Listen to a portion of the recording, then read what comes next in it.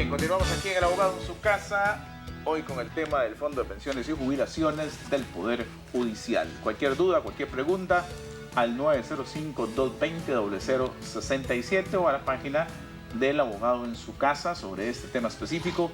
Vamos a poder evacuar dudas o consultas a la línea de teléfono o bien al fax, al Facebook. Continuamos, señores, con este tema tan importante que se las trae y que además nos permite ir generando conciencia de la necesidad de que cada vez nuestra población se envejece más y más y más y más, y cada día tenemos menos previsión social. Vamos a tener una población muy vieja con menos condiciones de garantizar el estilo de vida o la calidad de vida que durante años nos ha costado fraguar. ¿Qué me iba a decir usted que tenía unos datos muy importantes, licenciado? Don Belisario, es que quería compartir con ustedes, esta es una revista especializada en desarrollo gerencial de la Universidad Nacional, y en esta revista tenemos precisamente un artículo de don Miguel Ángel Rodríguez, que se titula La reforma social de nuestro tiempo, y aquí hay algunos datos interesantes. Vamos a atender un momentito a una televidente que está, un televidente que está en línea de teléfono y ya venimos con esos datos, ¿le parece? Vamos hasta la Uruca, un gusto saludarlo, adelante. Sí, buenas. Buenas. Mi pregunta es que yo fui a la caja a averiguarme sobre mis pensiones. Sí. Yo tengo 54 años. Resulta de que me dijeron que tenía cotas y que estaba pasado de las cotas, pero que no tenía derecho todavía a la pensión. Quisiera saber cuál es el reglamento de eso y cuál es, porque me dan esa respuesta si tengo las cotas ya completas. Muy bien, muchas gracias, mi querido amigo. Muy simple y muy sencillo, porque para poder disfrutar de una pensión se requieren dos condiciones: edad y cuotas. Si usted tiene cuotas y no tiene edad, todavía no cumple con los requisitos. Y si tiene edad y no tiene las cuotas, también podría verse en problemas para poder disfrutar de la pensión. Es un reglamento, el reglamento al régimen de pensiones de la Caja Costarricense de Seguro Social. Eso está, ahí hay un cuadrito inclusive que viene detallando cuál es la forma en que se aplica edad versus cuotas, cuotas versus edad. ¿Ok? Ahora sí, don Jorge. Muy bien. Veamos. Sí, don Belisario, una de las cosas que estábamos indicando es que los regímenes públicos de pensiones son lo que se llaman, dentro del campo de los inversores conservadores. Eso quiere decir que, como son recursos que están destinados con el fin de suplir nuestras necesidades en la vejez, tampoco se pueden arriesgar. Festinar. No se pueden festinar. Entonces, la política de inversión de esos fondos es muy conservadora, pero como entenderán los televidentes, entre menos riesgo asuma yo, menos gano. Si asumo más riesgo, más gano. Entonces, eso es un dilema. Resulta que, en términos generales, los regímenes o los fondos de pensiones se han visto afectados por la crisis financiera, porque la crisis financiera ha hecho que los intereses bajen. Entonces, obviamente, los intereses de los títulos menos riesgosos son mucho más bajos ahora. Eso ha llevado a ideas, y por lo menos en el Poder Judicial estamos discutiendo algunas. Cuando hablamos de títulos, estamos hablando de títulos del Banco Central. Del Banco Central, del Estado, Hacienda, en términos generales, títulos del sector público y que financieros. son los que, vamos a decirlo así sin tapujo, que son los recursos sanos que recibe el Banco Central para evitar poner la maquinita de hacer billetes para cubrir su gasto ordinario, cuyo déficit fiscal, cuyo déficit fiscal, se endeuda. Y vamos ya casi al 6% del déficit fiscal. Pero, sin embargo, para el efecto del fondo pagan muy poco, porque pagan un poco más que lo que es la inflación. Entonces, aquí, por eso quería ilustrar con este gráfico que tengo acá, que tiene algunos datos del 2001 a marzo del 2013. El IBM en el 2001 tenía 374... Disculpe, porque no con la ola de tracción. Sí. 374.734 millones. Y en marzo del 2013 llegó a 1.812.166 millones. Es decir, esto implica un 4.82 veces el monto del dinero que tenía al inicio. Y aquí quiero resaltar que el Poder Judicial partió en el 2001 de 70.824 millones y en marzo del 2013 tenía 341.749 millones.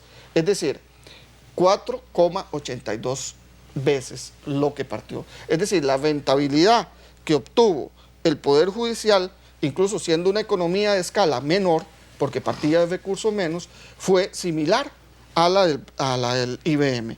Con esto vemos que la administración de los fondos es más o menos homogénea. Es decir, aquí nadie puede engañar a nadie. Los fondos han crecido proporcionales, en este caso, entre el IBM y el Poder Judicial. Pero vean qué curioso, el magisterio partió de 29.934 millones, es decir, casi 30.000 millones. Y a marzo del 2013 tenía un acumulado de 968.098 millones, casi 1 billón de colones el magisterio. ¿Cuánto aumentó el magisterio? 32 veces el monto original del 2001. ¿Y a qué se debe eso? Y uno se pregunta, okay, pero son magos esta gente. No, lo único que hacen en el magisterio es prestarle la platita de los mismos afiliados entre ellos mismos. A los maestros. Sí, entre ellos mismos. Entre ellos mismos. Con garantías muy reales. Y con garantías reales, con posibilidades, con ninguna posibilidad de no pagar porque se los rebajan del salario. Sí, hay con cero morosidad. Cero morosidad. Y vean la indiferencia. Y de esto yo he tratado de convencer a los señores de la Corte y a los compañeros. Y dichosamente ya estamos calando. Para esto obviamente se necesita una reforma legal y necesitamos el apoyo de los nuevos diputados permítame preguntarle a don Carlos, que está más en el mundo de los números. Todos estos cálculos actuariales, ¿cómo rebatirlos? Les decía, ahí cuando se hace un estudio actuarial se basan en una serie de supuestos o hipótesis actuariales. Exactamente. ¿Verdad? Por ejemplo, le comento, en el año 2012, el actuario en que la SUPEM basa sus estimaciones trabaja con una población de 13.000 empleados, cuando en el año 2012, en realidad, en el Poder Judicial solo laboraban 11.000 empleados. Trabaja con edades de retiro muy altas, trabaja con una población, con supuestos actuariales, por ejemplo, que la población vive hasta los 95 años, lo cual en Costa Rica eso no es cierto, ¿verdad? No es nuestra esperanza de vida. Supone que todos los empleados judiciales son casados y que tienen 2 hijos, lo cual no es cierto. Los empleados judiciales, el 40% está casado, el 60% están solteros. De ese 60%, un 80% no tienen hijos. Entonces, todas estas hipótesis actuariales hacen que varíen las estimaciones que se hacen a muy largo plazo. Entonces, claro, cuando nosotros venimos y hacemos estimaciones a tan largo plazo y variamos hipótesis, los resultados son muy diferentes. Claro. Y en esto, yo creo que para la población costarricense es muy común ver cuando entrevistan a un economista y dice que el tipo de cambio va a subir, otro dice que va a bajar, otro dice que la inflación va a ser del 5%, otro dice que va a ser del 7%. Y uno preguntaría, bueno, ¿están equivocados todos los economistas? No, pero posiblemente los diferentes economistas han basado sus estimaciones en diferentes hipótesis o supuestos para hacer sus estimaciones. Entonces, claro, eso nos pasa con los estudios actuariales. De ahí que los mismos actuarios recomiendan que cada 2 años se hagan estudios actuariales que permitan monitorear el comportamiento de los fondos. Los resultados. Los resultados de esos fondos. Quisiera... Difícilmente, perdón, solo para cerrar la idea, difícilmente vamos a encontrar un estudio actuarial de ningún actuario para ningún fondo, incluyendo el del magisterio, que parece que está muy bien, que diga que esos fondos van a ser permanentes eternamente y por siempre, ¿verdad? Porque regularmente hay que estarlos monitoreando y hacerles ajustes para garantizar que la solvencia económica del fondo se mantenga a perpetuidad. Por eso se dan tantas diferencias en realidad. Así es. Antes de ir al corte, yo quiero jugar unas 4 preguntas que tengo aquí en el Facebook. Don Belisario, nada más me permitiría una acotación sobre lo que acaba de decir don Carlos. Y es que en este momento el Poder Judicial está a punto de contratar un estudio actuarial que corresponde a los 2 años, porque el otro era del 2012, ya corresponde hacer un segundo estudio actuarial, otro nuevo estudio actuarial.